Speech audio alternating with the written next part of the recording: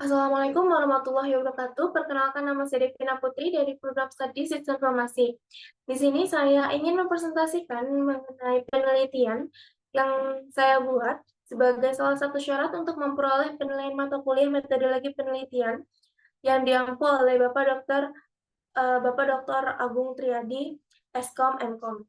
Penelitian ini diambil dengan mengambil topik Enterprise Arsitektur yang berjudul Analisis dan Implementasi Enterprise Arsitektur e-Payment pada Industri Fintech dengan menggunakan TOGAF ADM.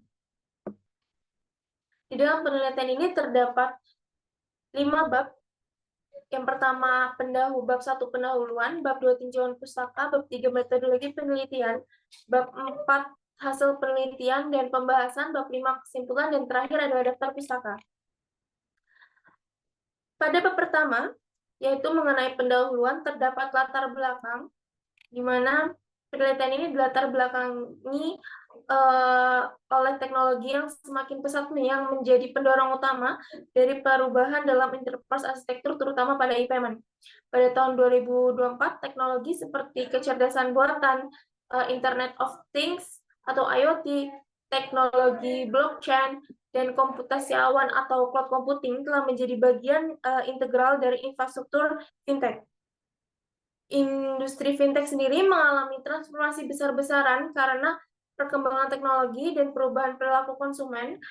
Enterprise arsitektur itu menjadi faktor utama dari perusahaan fintech, terutama pada e-payment yang semakin populer. E-payment ini secara global diproyeksikan mencapai 8 triliun US dollar pada tahun 2025 dengan tingkat pertumbuhan 12% setiap tahunnya. Di Indonesia sendiri, nilai transaksi e-payment mencapai 2 triliun pada 2023.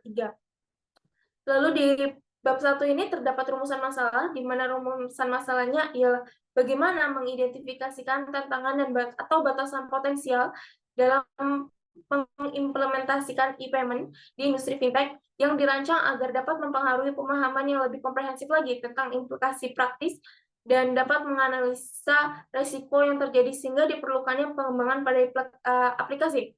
Lalu yang kedua itu bagaimana integrasi dari penggunaan metode TOGAF sendiri agar dapat meningkatkan pemahaman dan penerapan enterprise arsitektur.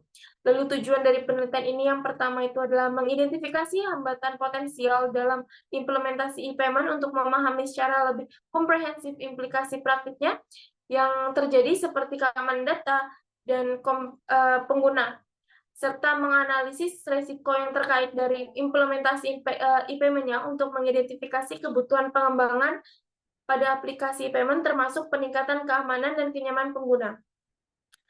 Lalu yang kedua itu agar dapat mengintegrasikan metode TOGAF untuk meningkatkan pemahaman dan penerapan arsitektur perusahaan dalam konteks implementasi e-payment, sehingga hal ini dapat memperkuat struktur dan interoperabilitas sistem.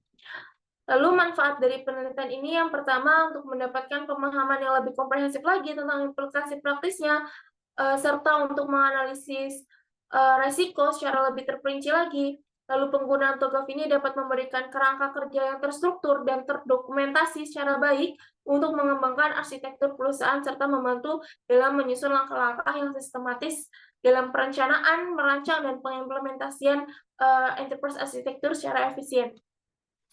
Lalu selanjutnya terdapat bab 2, di mana bab 2 ini menjelaskan mengenai tinjauan pustaka. Di dalam tinjauan pustaka sendiri itu terdapat studi literatur, di mana studi literatur ini terdapat 10 jurnal yang dijadikan sebagai acuan peneliti terhadap penelitian yang sebelumnya yang berkaitan dengan topik penelitian. Enterprise arsitektur e-payment ini di dalam fintech memberikan wawasan yang penting bagi perkembangan teknologi. Salah satu jurnal yang relevan membahas tentang penerapan ADM atau Architecture Development Methods dari TOGAF, The Open Group Architecture Framework, dalam merancang sistem e-payment. Jurnal-jurnal sebelumnya juga menyoroti pentingnya pemahaman mendalami tentang aspek dalam enterprise arsitektur e-payment seperti integrasi sistem, kepatuhan regulasi, manajemen risiko, dan pengalaman pengguna, Seperti contohnya itu ada beberapa jurnal yang telah membahas implementasi ADM dalam mengelola kompleksitas infrastruktur teknologi yang mendukung transaksi e-payment. Lalu selanjutnya adalah landasan teori. Di dalam landasan teori ini terdapat penjelasan mengenai enterprise arsitektur, lalu TOGAF ADM, e-payment, dan fintech. Lalu selanjutnya dalam bab 3 itu terdapat metodologi penelitian. Di dalam metodologi penelitian ini terdapat alur dari penelitian sendiri, di mana alurnya itu adalah identifikasi masalah, studi literatur, metodologi penelitian, pengumpulan data dan analisis data, implementasi, evaluasi, dan validasi. Metodologi penelitian yang dipakai itu menggunakan metode TOGAF, di mana TOGAF ini adalah suatu kerangka kerja yang banyak digunakan untuk mengembangkan enterprise arsitektur.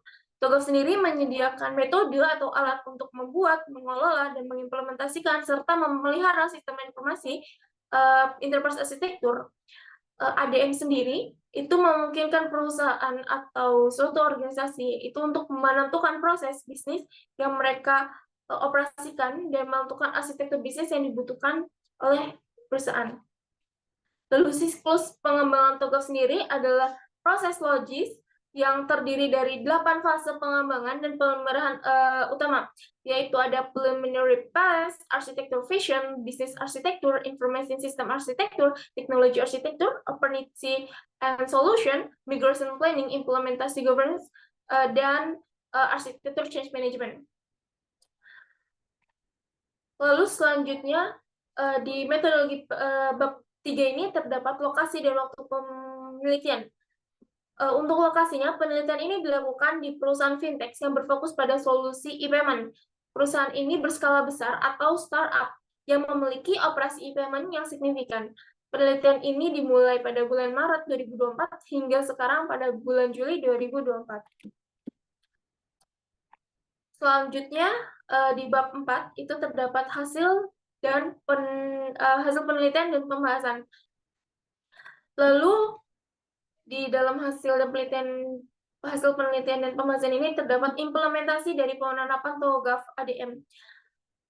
Di implementasi penerapan TOGAF ini terdapat langkah-langkah strategis dalam mengembangkan dan mengelola arsitektur bisnis, yaitu penerapan dari metodenya itu kerangka kerja yang komprehensif dan terstruktur untuk merancang, merencanakan, mengimplementasi, dan mengelola arsitektur IT yang selaras dengan tujuan dari perusahaan. Lalu yang terakhir itu terdapat bab 5 yang mengenai kesimpulan dan saran. Kesimpulan dari penelitian ini adalah dalam proses identifikasi dan terdapat tantangan dan batasan dalam pengimplementasian e-payment. Dan penelitian ini menemukan bahwa berbagai aspek seperti integrasi sistem yang kompleks, masalah keamanan data, dan peraturan regulasi yang sering berubah memainkan peran signifikan dalam keberhasilannya implementasi ini. Lalu pada konteks penerapan metode TOGAF sendiri, analisis terhadap risiko dan tantangan ini menggarisbawahi bahwa perlunya pengembangan yang lebih terarah pada aplikasi dan integrasi sistem.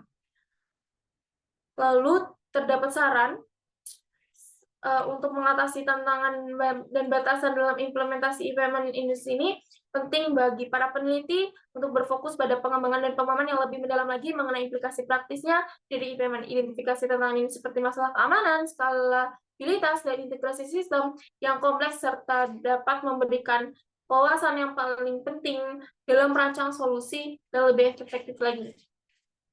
Selain itu, pengembangan dan integrasi metode TOGAF harus diarahkan pada penyempurnaan proses e-payment untuk meningkatkan pemahaman dan penerapan enterprise arsitektur di industri fintech.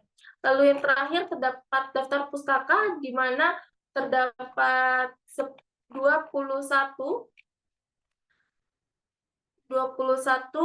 daftar pustaka ini sebagai acuan juga dalam pembuatan penelitian ini. Mungkin itu saja yang dapat saya sampaikan. Kurang lebihnya mohon maaf.